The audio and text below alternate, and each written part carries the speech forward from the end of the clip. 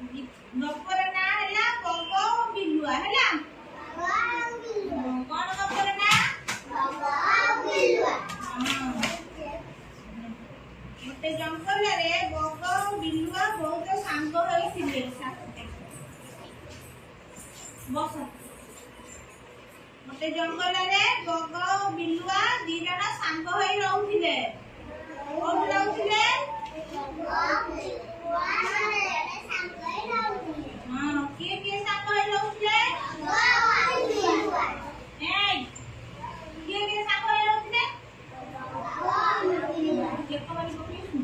दिने बिलुआर जन्मदिन आसिला कार जन्मदिन आसिला से बग को निमंत्रण कला कहिला मित काली आम घर को आसीबो के का को निमंत्रण कला का को निमंत्रण कला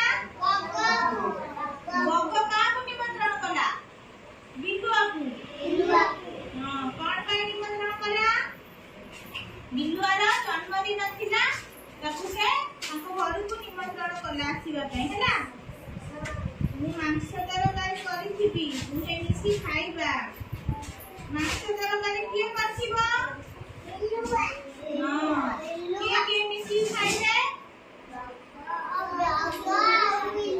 हां ता आरो दिन बग सफा सुतरा होई जन्मदिन पालन पई फूल तोराटे धरी मित घर को चलिला ता परदिन के का घर को चलिला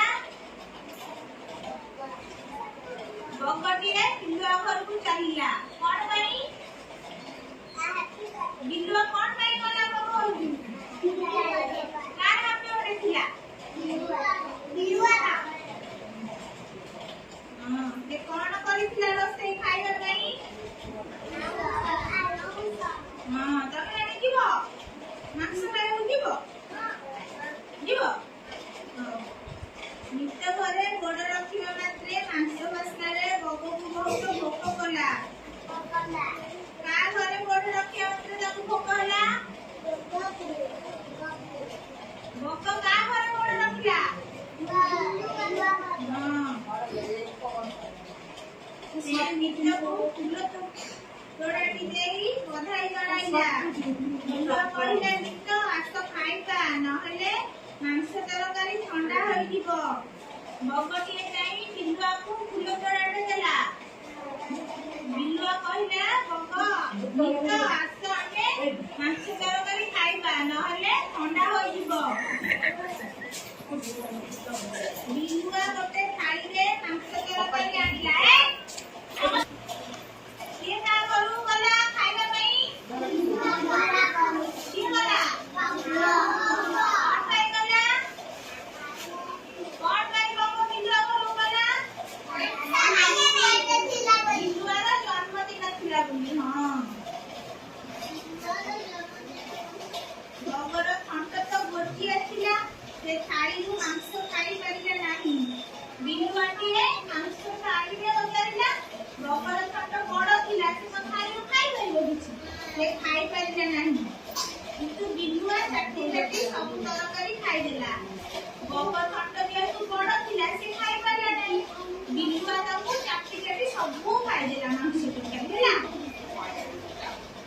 की खाइ देला सब मांस तरकारी बिलुआ खाइ परिला नाही खाइ परिला नाही हां भेरी बग भाबिला रहरे बिलुआ तते देउची माने बग जेतु बग खाइ परिला नाही तार राग होई गेला बिलुआ सब चाटी चाटी खाइ देला बिलुआ को बग कहिला रही ना तते पाने देबी हैला से कहिला मित मोर खाली जन्मदिन तुमे आम घर को आसीबो मु मांस तरकारी करिथिबी से तार राग जेमिति हेई गला खाइबा नथिला ना मांस तरकारी राग होई गले से बिलुआ को पाने दबो बोली ताकू मिछरे कहिला काली मोर जन्मदिन तू आम घर को आसीबो मु मांस तरकारी करिथिबी खाइ के का कहिला बिलुआ के कहिला बिलुआ को बाबा हां कार जन्मदिन काली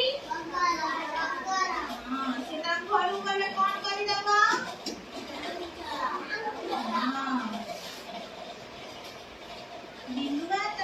ପରଦିନ ବଗ ଘରକୁ ଫୁଲ ତୋଡ଼ା ନେଇ ଚାଲିଲା।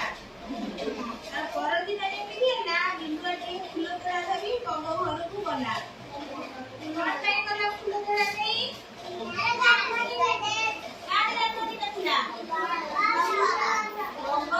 ବଗର ଜନ୍ମଦିନ ଥିଲା। ବଗ ମାଂସ ତରକାରୀକୁ ଗୋଟେ ସରୁ କୁଆ ମାଠିଆରେ ଆଣି କହିଲା ଆସ ମିତ ଖାଇବା। ବଗ ଯେହେତୁ ମାଂସ ତରକାରୀ ଖାଇପାରୁନଥିଲା ଏ ବିଲୁଆକୁ କାନେ ଦବ ବୋଲି ତାକୁ ମିଛରେ ଜନ୍ମଦିନ କରିକି ଡାକିଥିଲା ତାଙ୍କ ଘରକୁ। ତାଙ୍କ ଘରକୁ ବିଲୁଆ ଯେମିତି ଗଲା ସେ ଗୋଟେ ସରୁଆ ମାଠିଆରେ ମାଂସ ତରକାରୀ ପୁରେଇକି ଆଣିଲା। ଆଣିକି ଡାକିଲା ବିଲୁଆ ଭାଇ ଆସ ଖାଇବା ନହେଲେ ତରକାରୀ ଥଣ୍ଡା ହୋଇଯିବ। କିଏ କାହାକୁ ଡାକିଲା? କଣ ପାଇଁ ଡାକିଲା? କଣ ଖାଇବ ସେ? ଚିକେନ ଖାଇବ। ବିଲୁଆର ମୁହଁ ତ ମାଠିଆରେ ଗଳିବନି। ସେ ଖାଲି ପାଟିରୁ ନାଳ ବୁହାଇ କାନ ମୁଣ୍ଡ ଆଉଁସି ଘରକୁ ଫେରିଲା। ତାର ସରୁ ମୁହଁ ଥିଲା ସେ ମାଠିଆର। ବିଲୁଆ ମୁହଁ ବଡ଼ ଥିଲା। ତା ମୁହଁ କିଛି ପଶିବ ମାଠିଆ ଭିତରେ? ପଶି ପାରିବ ନା। ଯାହା ଫଳରେ କି ସେ ଆଉ ଖାଇପାରିଲା ନା ମାଂସ ତରକାରୀ। ତା କାନ ମୁଣ୍ଡ ଆଉଁସିକି ଘରକୁ ପଳେଇ ଆଇଲା। ହେଲା ମନେ ରହିଲା?